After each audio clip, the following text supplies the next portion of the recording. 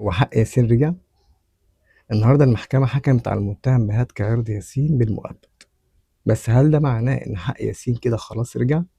لأ، الحكم تم من أول جلسة، وده قانونا غير طبيعي. عموما احنا ملناش إن احنا نحكم على أحكام القضاء. في ناس رافضة الحكم تقول لك لا احنا كنا عايزين حكم أقصى من كده. في ناس رافضة الحكم تقول لك لا هو الحكم ده مش أصل الموضوع ما حصلش ده